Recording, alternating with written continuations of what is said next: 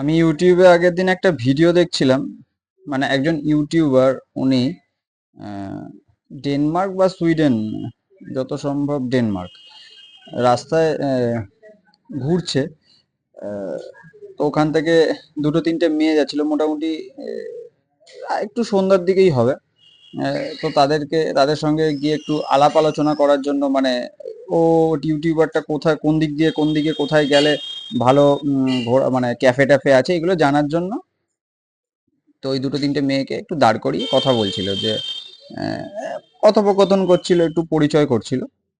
উম, আমাদের দেশের ওই ইউটিউবার। তো কথা বলতে বলতে যে আমি একটু একটা ভালো ক্যাফে খুঁজছি, কোন দিকে গেলে একটু ভালো হয়, আপনারা যদি একটু বলেন। তো মেয়েগুলো বলছে ঠিক আছে, আমাদের সঙ্গে চলুন, আমরা ওইদিকে যাচ্ছি, ওইদিকে ভালো ক্যাফে আছে। তো যেতে যেতে কথা বলছে, তো জিজ্ঞাসা করছে, যে ছেলেটা জিজ্ঞাসা করছে, ইউটিউবারটা আমাদের দেশের, আহ, যে তোমরা কি স্টুডেন্ট? ওরা বলছে হ্যাঁ, আমরা স্টুডেন্ট, আমরা স্কুলে পড়ি। 18 বছর বয়স হয়নি এখন ওদের।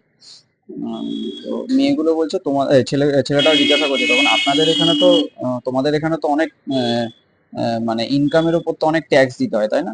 বলছে হ্যাঁ, 40%, 50% মতো ইনকামের ওপরে ওরা ট্যাক্স দেয় সরকারকে।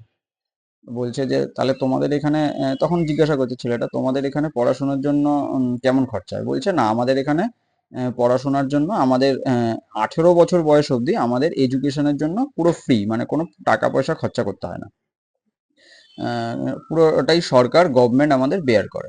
কোনো মানে আহ, আহ, কোনো রকম টাকা পয়সাই লাগে না ওদের স্কুলে পড়াশোনার জন্য।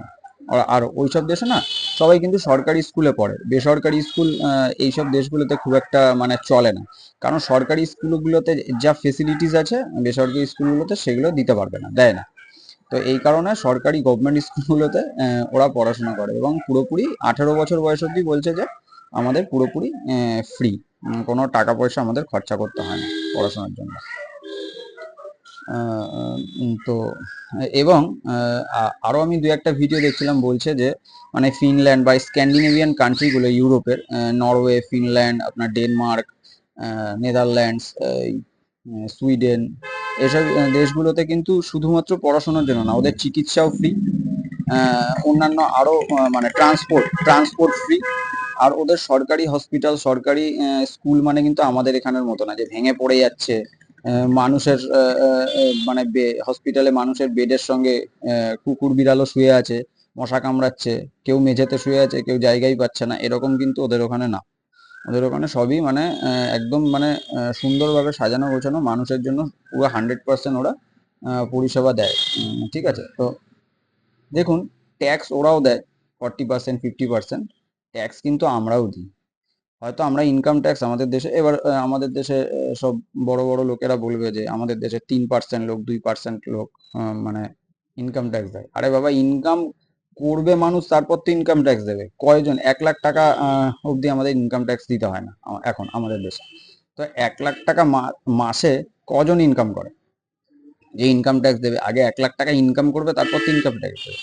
এবার দেখুন, আমরা কিন্তু ট্যাক্স সবকিছুতেই দিই। আমরা হয়তো ডাইরেক্ট ট্যাক্স কম লোক দিই, কিন্তু কারণ ইনকাম নেই, ট্যাক্স দেবে কোথা থেকে? ইনকাম থাকলে নিশ্চয়ই মানুষ ট্যাক্স দিত। আহ, আমরা কিন্তু মানে ইনডাইরেক্ট ট্যাক্স সবাই দিই, জিএসটি কিন্তু আমরা সবাই দিই। আপনি একটা বাচ্চাদের পেন্সিল কিনতে গেলেও আপনাকে 5%, 2 টাকা দিয়ে পেন্সিল কিনতে গেলে ওর কিন্তু ওর মধ্যে কিন্তু 5% আপনার জিএসটি আছে। ঠিক আছে? আপনি যাই করেন তাতেই জিএসটি, তাতেই আপনাকে ট্যাক্স দিতে হবে। তো ওরা ট্যাক্স দিয়ে, ওই সব দেশে, ইউরোপের ওই দেশগুলোতে ট্যাক্স দিয়ে ওরা কি পাচ্ছে?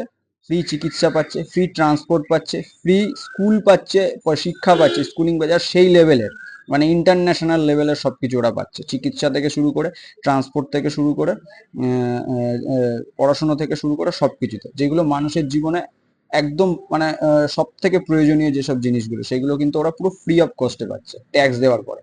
আর আমরা ট্যাক্স দিচ্ছি, ট্যাক্স দিয়ে আমরা কি পাচ্ছি? ভাঙা রাস্তা, গাড্ডায় পড়ে যাচ্ছে মানুষ, গাড়ি চালাতে গিয়ে মরে যাচ্ছে, যত্রতত্র নোংরা, মশার কামড়, হসপিটালের অবস্থা তো মানে সরকারি হসপিটাল তো জানেনই কিরকম। তারপরে এই স্কুলের ছাদ ভেঙে পড়ে যাচ্ছে, কখনো চাল ভেঙে পড়ে যাচ্ছে, স্কুলের মিড ডে মিলে বাচ্চাদেরকে পোকা মানে পচা ধচা পোকা চাল খাবার এসব খাওয়ানো হচ্ছে। মানে ট্যাক্স ওরাও দিচ্ছে, ট্যাক্স আমরাও দিচ্ছি, পার্থক্যটা দেখেন কোথায়। মানে এই একটা ছোট ভিডিও বানালাম, এইটা আমার একটুখানি দেখলাম, আমি ভিডিওটা দেখছিলাম, আমার এত ভালো লাগলো এটার জন্য। মানে ওদের সঙ্গে আমাদের পার্থক্যটা কোথায়, এইগুলো থেকে কিন্তু আমরা মানে এগুলো দেখলে বোঝা যায় যে আমরা কোথায় পড়ে আছি। পৃথিবী অন্যান্য দেশ কোথায় এগিয়ে গেছে আর আমরা কোথায় পড়ে আছি। দেখুন, তুলনা করলে এদের সঙ্গে তুলনা করতে হবে। তুলনা করলে আপনি উন্নত তখনই মানে উন্নতি তখনই করবেন যখন আপনি আপনার থেকে যে বেটার তার সঙ্গে নিজেকে তুলনা করবেন বা সেরকম হওয়ার চেষ্টা করবেন। তখনই আপনি কিন্তু উন্নতি করতে পারবেন। পাকিস্তান কি করলো, বাংলাদেশ কি করলো, বাংলাদেশের থেকে আমরা কতটা এগিয়ে, পাকিস্তানের থেকে আমরা কতটা এগিয়ে, এই করে আমরা উন্নতি করতে পারবো না, কারণ ওরা আমাদের থেকে অনেক পিছিয়ে সবকিছুতেই। তো ওদের সঙ্গে আমাদের তুলনা করা মানে আমাদেরকে নিজেদেরকেই ছোট করা। তুলনা করতে গেলে চীনের সঙ্গে করতে হবে, ইউরোপের এসব কান্ট্রিগুলোর সাথে করতে হবে, জাপানের সাথে করতে হবে, অস্ট্রেলিয়া, নিউজিল্যান্ড এদের সঙ্গে করতে হবে, কানাডা এদের সঙ্গে করতে হবে, যে এরা কোথায় আছে আর আমরা কোথায় আছি। তাহলে কিন্তু আমরা উন্নতি করতে পারবো। তো এইটুকু মানে এই ভিডিওটা এই জন্যই বানালাম, যে ভিডিওটা দেখে আমি যেটা অ্যানালাইজ করলাম সেটাই আপনাদের সঙ্গে আমি বললাম। ধন্যবাদ।